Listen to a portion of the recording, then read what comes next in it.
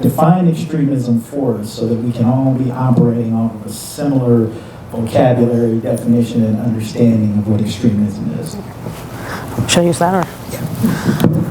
So just jumping right in with some of the toughest questions of the moment, which is, I appreciate, because that's what I think this is all about.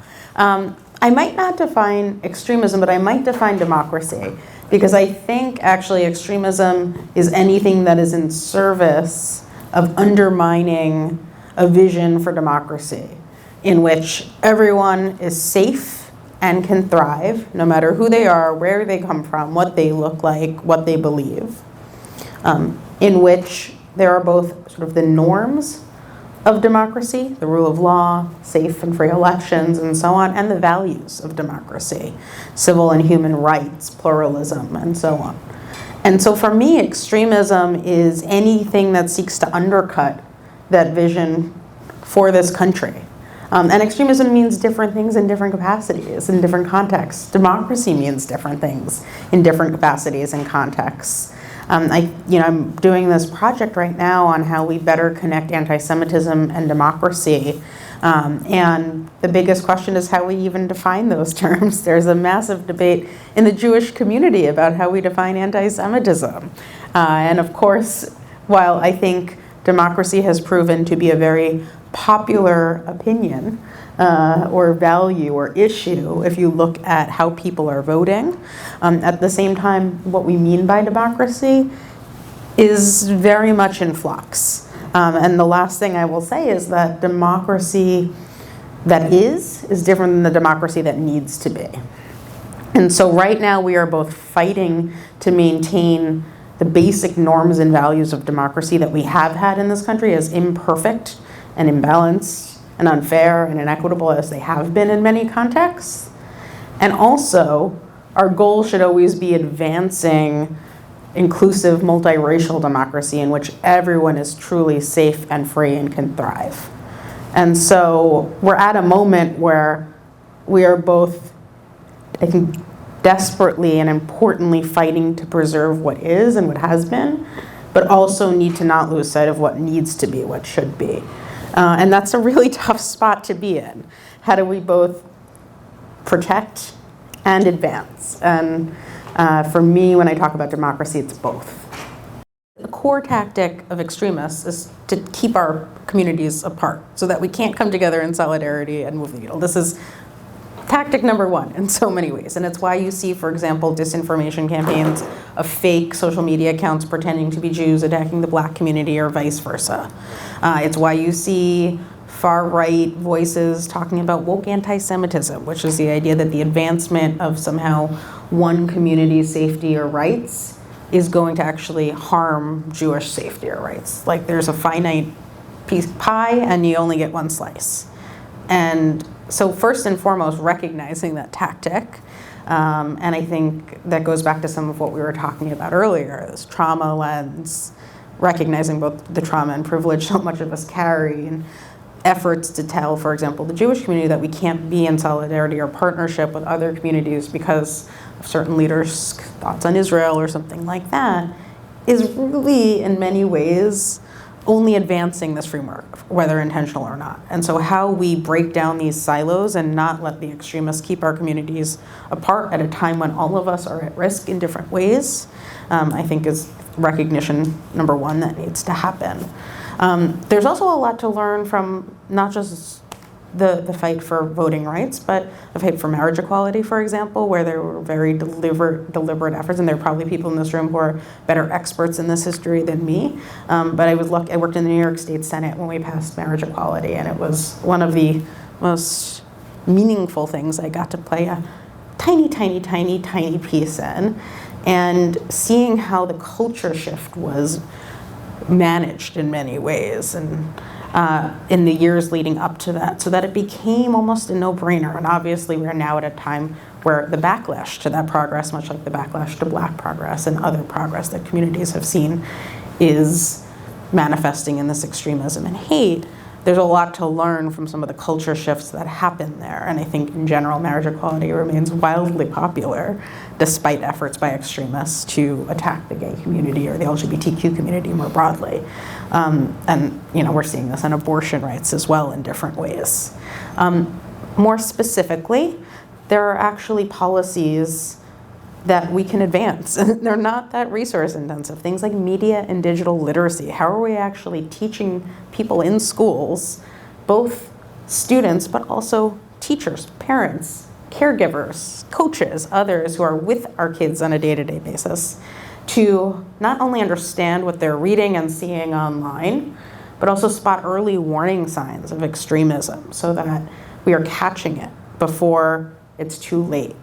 There's a new study that came out. I didn't see it until after I created these slides the other day, but the Center for Countering Digital Hate, which is the group that Elon Musk is actually suing for calling out rising extremism on Twitter, just put out a study that showed, frighteningly, 40-some-odd% of teenagers believe that Jews have too much power and money, and that there is a deliberate effort to change the demographics of the Western world through replacing the population.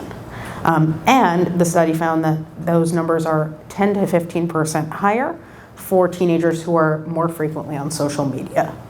And so we're talking about half of the teenage population, which is frightening, but it also tells us that there's a huge opportunity in advancing not too resource-intensive policies through our school systems, through our extracurricular systems and all of this other infrastructure, to actually teach people to understand what they're seeing online and begin to inoculate against this radicalization and extremism. There's a variety of other tools that go hand in hand with that. It's become a dirty word, but anti-racist education, which needs to go hand in hand with Holocaust education and other forms of hate. That doesn't mean that we are teaching critical race theory to 4-year-olds. Obviously not. That never has been the case. But it means that we are actually teaching both the reality of the history of this country and specifically how it manifests today and what we can do about it. And it means that it goes hand in hand with other forms of education, including Holocaust education. And I'm sure Sarah has a lot to say about some of that, and many others in this room as well. I think there's a good amount of educators in here. And so there's a whole litany of policies that we can actually advance, both that specifically tackle these issues and others that might not feel directly related, like the voting rights and civil rights work, but that is actually inextricably linked to this, and seeing it as such is so important. And then lastly, I think also, and this sort of ties to the first point, the ways in which dehumanizing policies that are cropping up in states around the country, not just in terms of anti-woke bills or book bans and all of that, but of course the policies targeting the trans community, drag shows and others, are both deliberately intended to keep communities apart and raise fear in our communities, and are in turn being used by extremists to mobilize and recruit. And we are seeing this very specifically with neo-Nazis now mobilizing and recruiting around anti-drag and anti-trans actions. And so it's not just advancing, of course, these specific policies that can provide better grounding and push back, but of course being clear about what these dehumanizing policies are intended to do and the consequences that they have. Yeah, just to piggyback on that thought, because I always think about, I think about that lady who wrote that letter to the editor, and just using sort of the couple of examples that you just gave. A person who says, well, I would not support drag shows in the community, probably doesn't view themselves as an extremist, would not characterize themselves in that fashion, and would reject that label being placed on themselves. How do you talk to somebody who is of that mindset, who just simply says, I don't agree with this, and doesn't see that as a negative, or no matter how we see it, they don't see it in the same light? How do you break through to that person? Because look, you can put forth these policies all day, but there's a large constituency that supports it, that gets behind it. So is it that is it that extremism is more pervasive than we think it is, and people are extreme and don't recognize they're extreme, or is it more nuanced than that? Well, again, I think I have the answer to this fully. I don't know. Be a very rich lady, maybe. I don't know. I would actually be what the neo-Nazis think I am in terms of my power and wealth. Look, I think there's a few things. I think one is important to actually be clear that there's a difference between the average person who, because they don't understand something, like a drag show or pronouns or any of the other things, are confused and saying, I don't know if that has a place here, or I don't know what.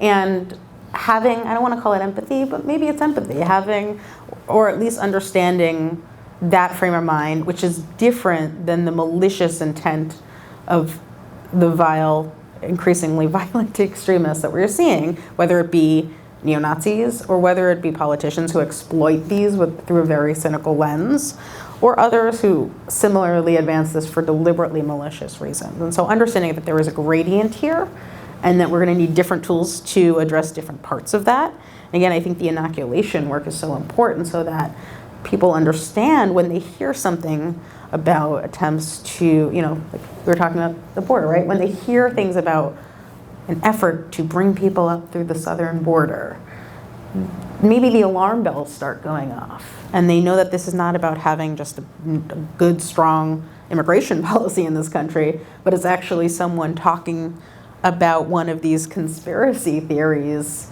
that, in sort of coded language, which so often, of course, is George Soros bringing caravans of migrants up from Central America or whatever it might be. And so I think that inoculation work, that media and digital literacy work is so important. And I know Pasha will talk a lot more about that next month. I think also helping people understand the reality, right? And this is, we talked a little bit about this a few minutes ago with some of the cultural change that happened around the LGBTQ community. And I would say specifically maybe the gay and lesbian community, because obviously the T in LGBTQ has been not included in that and has been on the front lines of the backlash to that.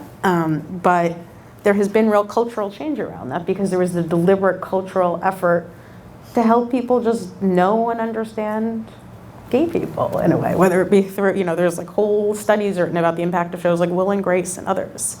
So how we sort of think about the cultural change that we need to be doing in this moment. And that isn't just through national sitcoms, it's through the on-the-ground community work that all of you are doing, how we elevate those voices and begin to do that teaching in our own communities, which includes breaking down those silos.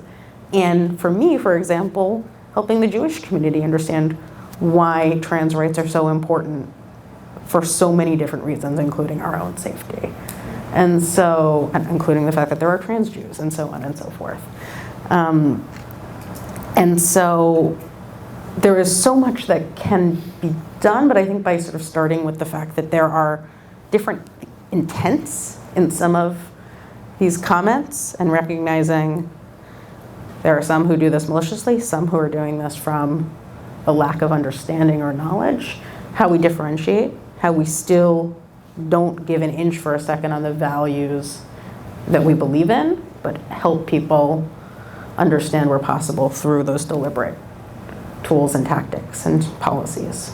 But again, I'm sure other people have thoughts on this, and I am no expert in so many ways, the incidents and anecdotes that we talked about this morning are better examples than anything I can tell you right now, including what you just recounted in terms of Rabbi Ken, and certainly great replacement theory and the cycle of violence that it has fueled is, for me, the perfect illustration of that.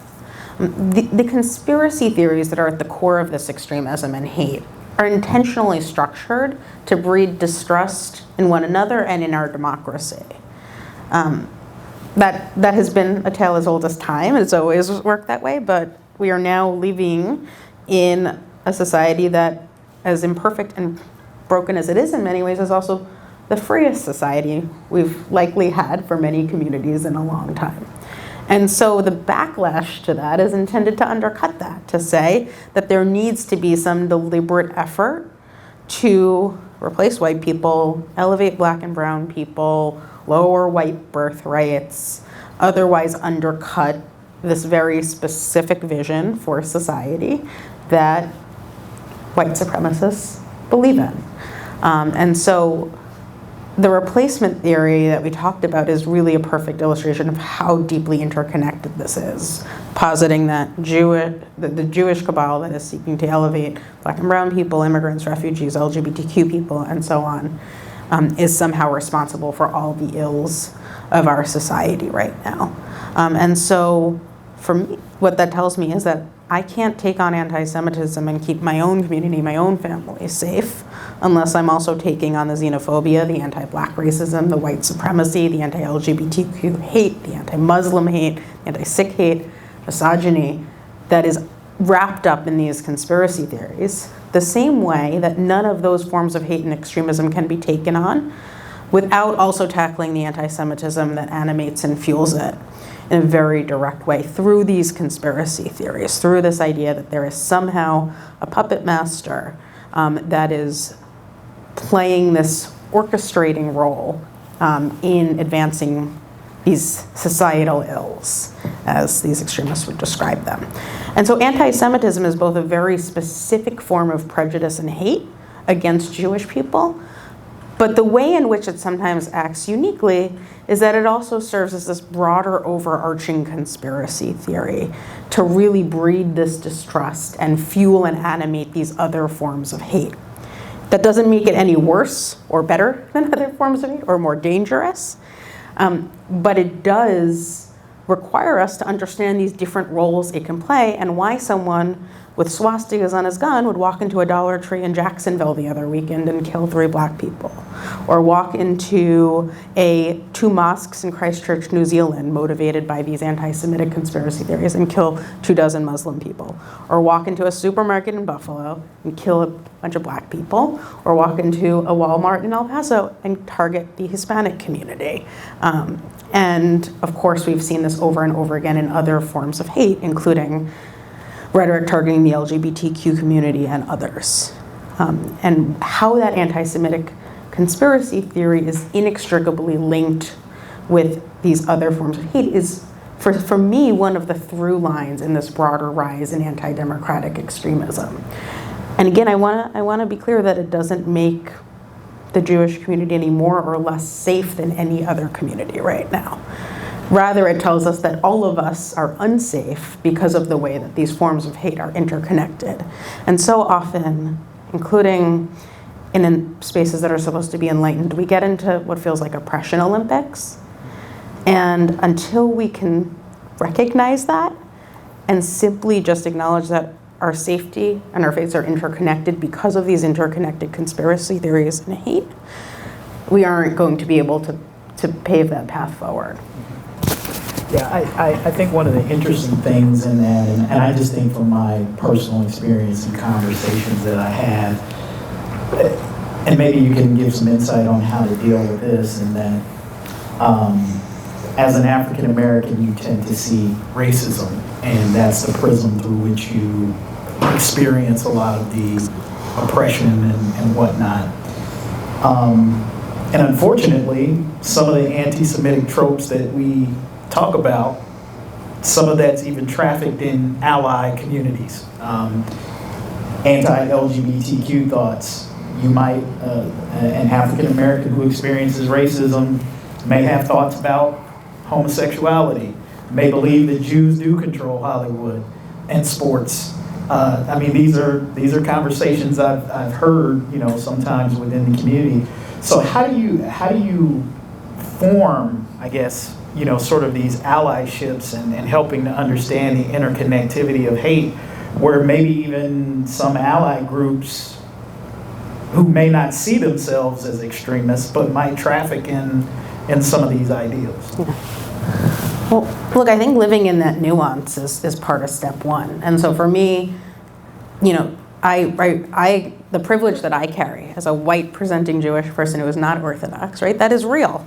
And acknowledging that and using that privilege to do this work is important.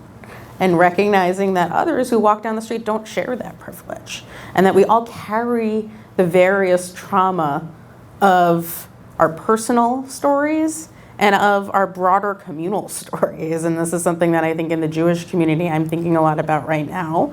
I'm what's called a 3G. I'm the granddaughter of Holocaust survivors. I just spoke at a conference of Holocaust descendants a few weeks ago, and I brought my mom, who is the daughter of Holocaust survivors, and it was really meaningful. And I decided I was gonna do something a little controversial at this conference, and I said, talking about some of these same questions, and I said, look, first and foremost, we all come into this with our baggage, and there's a lot of deep-seated trauma in the Jewish community, rightfully so. But it's important that we acknowledge how some of this trauma has actually kept us away from the conversations and the relationships and the tables we need to be at for our own safety, for our own community, and also for the broader society that we want to live in. And until we can grapple with that trauma and stay at the table with the people who might not see eye to eye with us on everything, that might raise, concerns with you because of what they might believe about Israel or what they might believe about something else, we are never going to move forward here. And I think having that self-awareness is having a trauma-informed approach to our own community's work here, and recognizing the privileges and the differences that we all carry with us into these conversations, and that it is going to be different.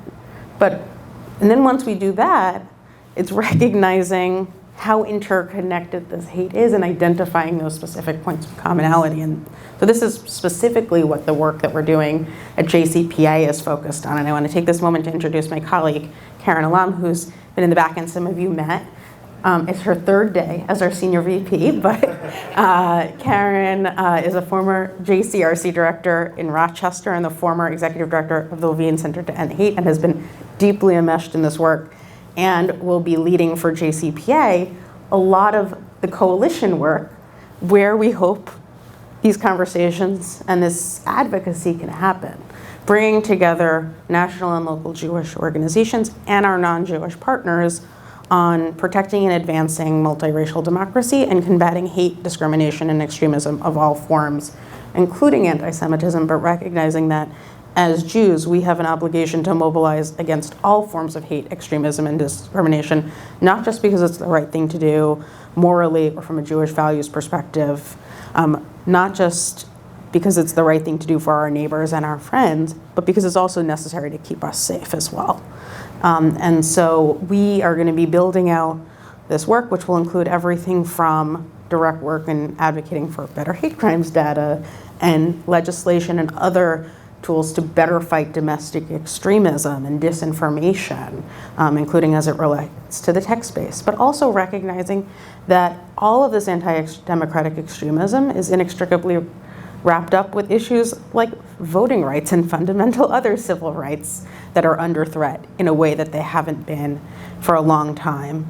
And much like the broader concept of democracy, also requires protecting and advancing to make more accessible. And this is going to be an evolving process. We are living at a very challenging moment for any of us who do this work, which includes, I think, anyone in this room in different capacity. We are heading into an election year that no matter which party you are registered with or what you believe or who you vote for, is going to bring to the surface even more of these conspiracy theories and forms of extremism intentions and the weaponization of them in service of political goals. And so having those coalition spaces where we are working with Jewish community relations councils like Ari and Jeremy around the country to build those community relationships and coalitions and then advance policies on both national and local and state levels is one specific way we can do this. But I think we also, of course, need to understand we need all the tools in our toolbox. So this is probably a funny thing for me to say as someone who spent 4+ years of my life focused on a lawsuit against neo-Nazis, but we can't simply sue, prosecute, or barricade our way out of this problem too, right? So we need those tools. We need civil litigation. We've seen a huge amount of lawsuits pop up in the aftermath of January 6th and in other acts of extremism, including some that are modeled on our Charlottesville case, which has been really heartening, part of an effort to bring a lawsuit against Patriot Front, which is a neo-Nazi group, for their violence against a black man in Boston last summer. And for the first time, we're actually starting to see criminal accountability as it relates to this anti-democratic extremism. We did not see much of that after Charlottesville. We are now seeing it post-January 6th, and both in terms of the actual foot soldiers, for lack of a better term, and increasingly some of the higher level leaders and organizations that were orchestrating that violence. And look, security is a very complicated question, but physical security matters. And it also means being attuned to the ways in which physical security has multiple layers of challenge. One of the questions in the Jewish community we're thinking about is, what does having police officers or security guards outside synagogue mean for Jews of color who walk into those spaces and might not feel so welcome if there is an officer there, typically affiliated with an institution that is racially profiled? And so these are all the questions that we need to be grappling with, and we need to do them in complement with this broader democracy coalition work that actually advances proactive policies that don't just build resiliency and inoculate against hate, but advance broader multiracial democracy towards something better than we have had, even as we protect what has been. Kind of talk about here for just a little bit, because we'll close out with this question, and then you can just kind of talk about generally how you see the state of our democracy and what we can do moving forward, how do we build coalitions, and get into more of your solutions of, hey, here's the hope part of this. But in this day and age, there's so much misinformation and disinformation out there. I can't remember whether this was part of your slide display or whether I read this somewhere, but white supremacist propaganda is up 102%. Yeah. And when we talk about people trafficking in conspiracies, one of the challenges that we see today is we have access to more information now than we have ever had in the history of humankind. But along with that comes a preponderance of a lot of crap that's mixed in there with the good information. What suggestions do you have for us, for people who are in leadership situations, in this type of environment where people are reading a lot of things and they don't know what to believe because there's just so much out there? What sort of tips, suggestions do you give to help people navigate through sort of that environment? Well, if I had the perfect answer to this, I don't know, I'd probably have a different job. And you're going to hear from, I think is it Pasha from Peril, who is fantastic. I think, is it next month? And the team at Peril, the Polarization and Extremism Research and Innovation Lab at American, I'm on the advisory board, full disclosure, but would say this either way, are doing fantastic work really intended at inoculating against these sorts of disinformation, misinformation, conspiracy theories that then in turn fuel radicalization and violence. And they do this in such a tangible, specific way through video and other tools. I'm just really excited that you're going to get to spend time with Pasha, and I think they are increasingly thinking about how they can make their work accessible to civil society and other organizations beyond the anti-extremism community where so many of these conversations have existed. But more broadly, one of the most important things we can do as sort of leaders in civil society and who care about our broader democracy is not be cowed by the attempt to tell us what's real and what's not, and to not let some of these efforts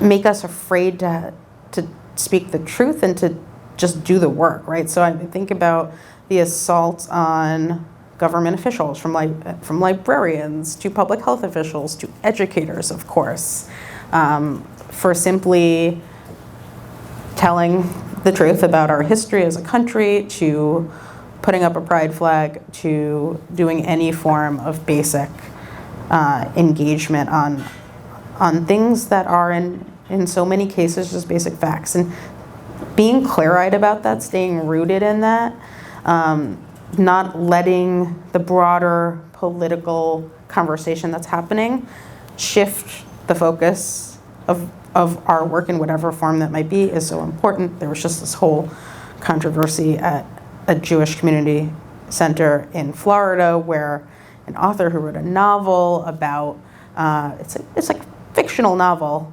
that is set in the early 1800s, and of course it mentions slavery because it's the early 1800s, and that was a very real part of the landscape then. And the JCC decided to cancel this book talk after they found out that the book mentioned slavery because they were afraid of the political environment in Florida. I mean, like, what? Like, how do we just acquiesce like that? And we can't do that. And that is not partisan, that is not political. It is just saying these are our fundamental values of open dialogue, of staying committed to the facts and the truth, and not letting the broader debate and polarization impact the day-to-day of our work. I say this with a lot of privilege and benefit of someone running a national organization that is not headquartered in Florida dealing with this, or in other states where there have been very direct impacts, and of course that is a major factor. But what we can all do within the actual constraints that we do have is stay as committed as possible to truth and facts and dialogue, and not be cowed by these efforts, because in so many ways these efforts are intended to scare people even if they don't have legal recourse to do so. Currently, this project I'm doing, we are actually out in the field doing some message research on anti-Semitism and democracy and how to better connect those issues. There's a lot of other smart people across a lot of different spaces who are doing similar research right now. And how we get better, like sort of exercise the muscles in talking about this in a way is like, I would treat it the same way I would treat like the media trainings, like, which is like, we gotta just keep doing the work and talking about it and hammering it home over and over again. Because if we are not talking about it, that space is filled by the other side. There has been a very deliberate effort by forces who seek to tear communities apart and fuel divisiveness and polarization for cynical political goals to exploit very specific things. And so the ways in which rap and other cultural pieces were weaponized and exploited at one point in a clearly racist way, I think perhaps we can learn something from that in terms of the ways in which drag shows in the trans community and others are being targeted in deliberate ways now. It's different, but I think to your kid's point, not that different. Intimate partner violence, domestic violence is all so often the early warning sign for violent extremism, for gun violence too. If you look at the Charlottesville defendants, a number of them had domestic violence charges. One of them actually kidnapped his wife. The incel movement, the voluntary and celibate movement, I guess Google it if you would like. I would not recommend it, but it is a deeply misogynistic movement, and it has been in so many ways sort of like a gateway drug to broader violence and extremism, because one, misogyny is always more permissible than it should be, even if we think we are so enlightened in the year 2023. And because, to your point, we don't resource things like preventing intimate partner violence in the way that it should be, and it's part of that broader sort of like circle of policies that we need to actually effectively counter extremism and violence and hate more broadly and advance democracy, because it's a huge part of the population that is just fundamentally not safe. We are not treating it as both a fundamental public health and a national security issue in different ways, and it has this direct connection and entry point into broader extremism and violence that targets so many communities. So I'm both grateful for the work you do on that and glad that you specifically raised that point.